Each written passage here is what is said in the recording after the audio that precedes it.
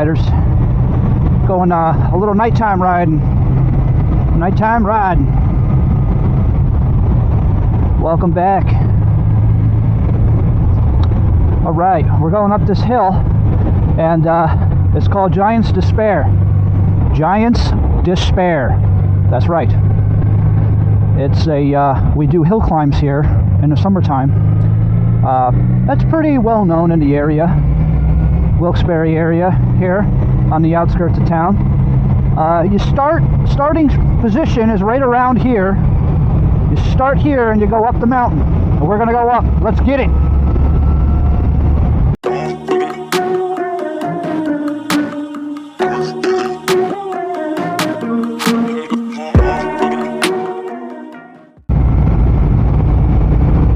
Yeah.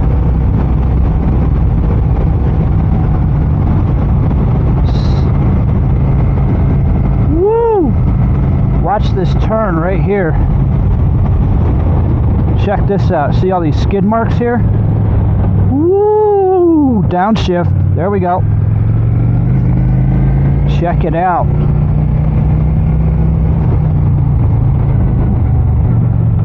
Try to get nice shots here.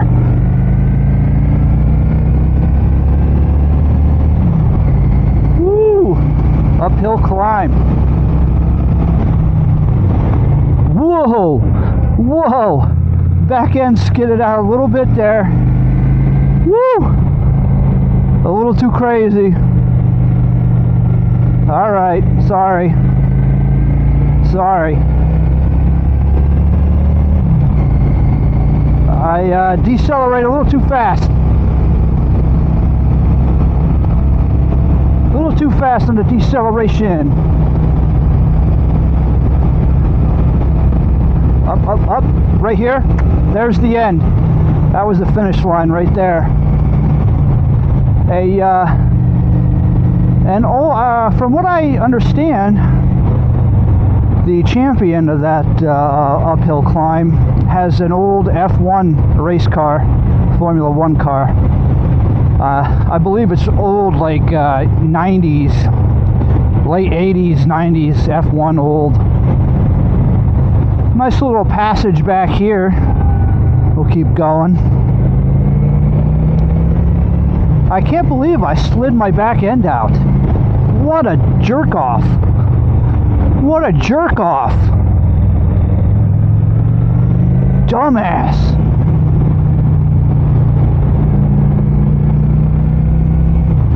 Dumbass. Phantom, you're a dumbass.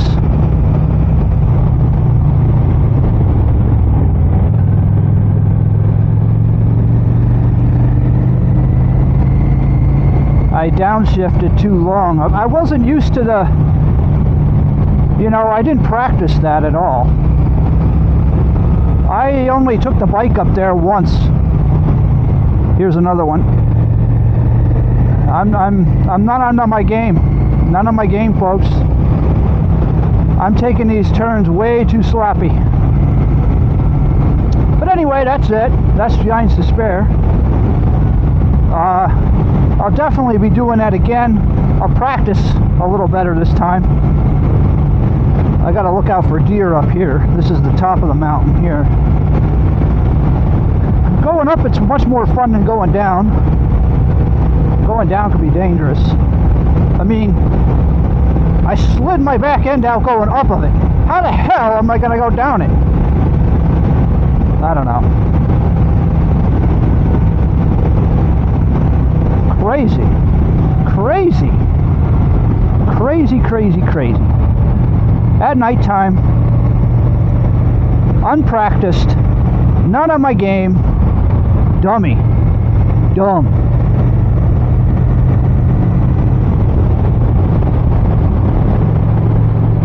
Dumb. Phantom, you're dumb. Well, sometimes you gotta be dumb. Brother. Alright, I know, I'm going too fast. I understand. I completely understand that. You're driving like a bat out of Haiti! Hugh! You're driving like a bat out of Haiti! Quit it!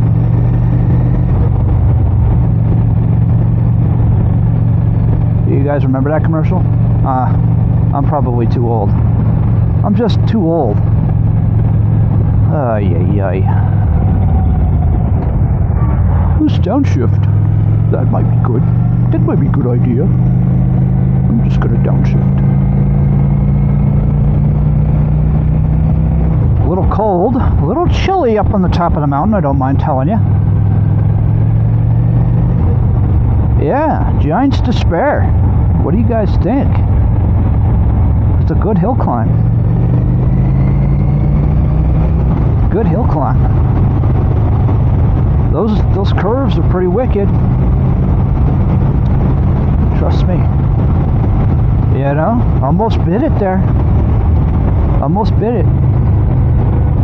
Bit the dust. Man, I almost skidded out. No, I don't think I was that close to sliding, but it definitely caught me off guard. I'm putting the heated jacket on now. Turn up the heat, Pete. Oh yeah, there she is. Turn on me gloves.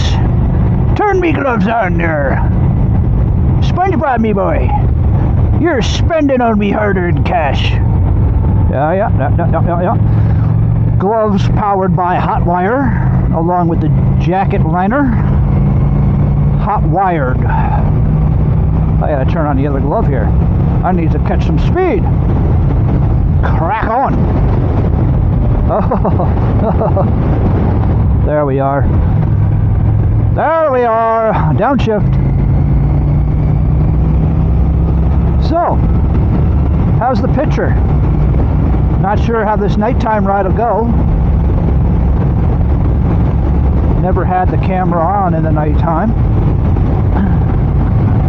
It's, I would say it's bearable cold out. Lower 50s, 50 degrees Fahrenheit.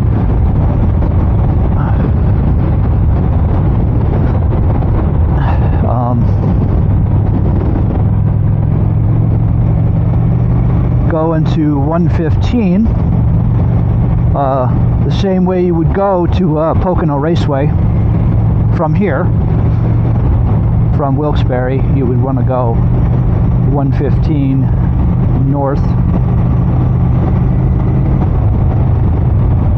or no, I'm sorry, 115 south.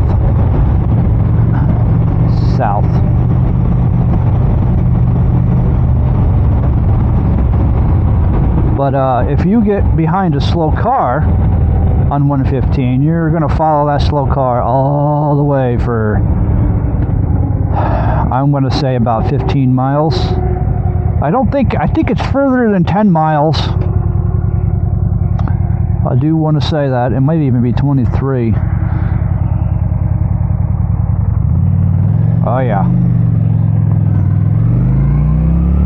I think we'll be alright. Besides, I don't want to go too fast. It'll get me cold.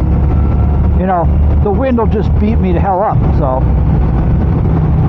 it's just gonna thrash me around and get all cold. And one reason why I didn't take the turnpike.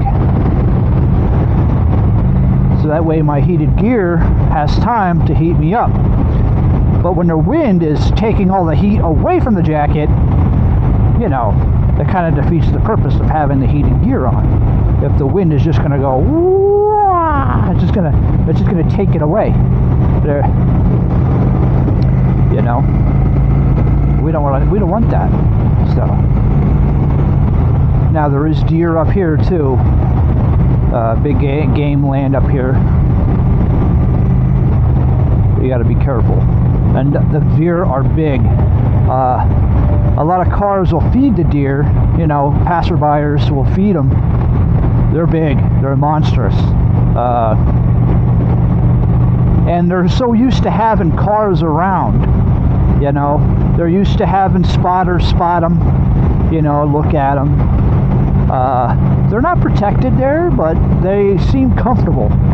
You know, I guess nobody really hunts there, you know, so you got that.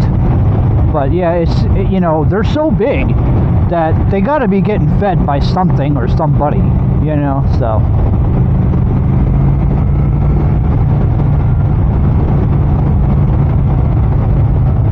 and it is around that time where they're going to be they're going to be out. It's getting chillier, harder to find food. They gotta roam. They gotta roam like I like to roam.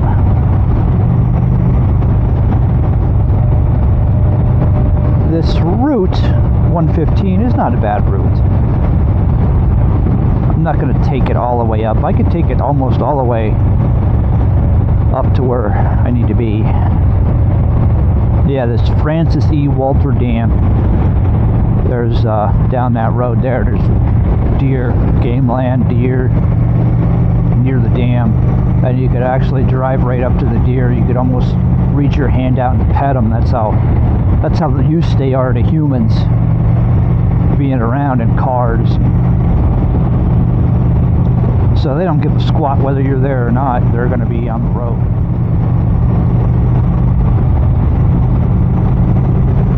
Now, during race season, you would have all these businesses. There's even tents set up sometimes along 115 here, and tents selling merchandise and stuff like that during the Pocono 500 race, NASCAR race. And we did have Formula One here, or IndyCar. It just started coming back here, and I never been to one, but I heard it's okay. And I imagine it's the same way, everything's open, all the businesses are open, and the houses, they have parking and this and that. Parking once you get further towards the racetrack. It would be cool to do a racetrack day there. I know it's not a popular track for, a lot of people, but it's called the Tricky Triangle. I mean, it is a NASCAR sanctioned race track for decades and decades now. I call it the rain delay 500 because, it does get rained out a lot. The weather up on top of this mountain here is so unpredictable. It's like a vortex of just craziness. Especially in the summertime, it just rains, it hails. It's weird. It's a weird weather pattern, and it's hard to predict, And, for a while there, when I was going to races, it seemed like every race day, it would be raining. And it would be a clear day down off the mountain, sunny, clear as day, bright, and you get up top here and it looks like death. You get up here and you just want to die. But it is what it is. When you do have a good day at Pocono, it's a really good day. I've had amazing times at the race, amazing days, amazing races, seen a lot of good races, and I was watching it when, you had a whole 500 miler race, so it was all day, and I know people today, and the reason why I can understand why NASCAR did it, they lowered the race, the race time during the day. It takes up the whole day. Yeah. I understand that. People don't have a big attention span. Why do you think I only, I cut my videos so bad, I can't keep people's attention. So, why am I doing so good on shorts, but my full-length videos ain't doing squat, So, that's what NASCAR is trying to do, and I understand that. But for me, I understand a long, high miles race, an endurance type of racing. Can my car last all day?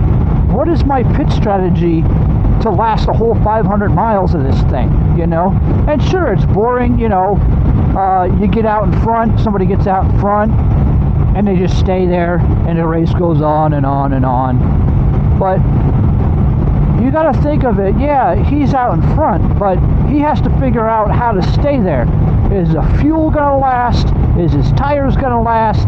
What's his pit strategy? If he screws up on a pit a couple seconds, a second, sometimes a millisecond, it could, he could lose the lead. He could, fall back. If he gets penalized, he could be in the back of the pack. You know, I appreciated, you know, so I appreciate both sides of the spectrum of racing. You know, I could respect the fact that it doesn't take all day to have a race, and I could respect the fact that it does take all day for a race. I could understand that, you know. And there was times where, you know, if I couldn't watch it all the time because I was busy doing other things, but if I was going to a race, I would watch it the whole time, you know. I would be able to last that long. I would stay there all day till it's done, you know. How you know, that car endured that whole time. That's amazing. It's amazing, really.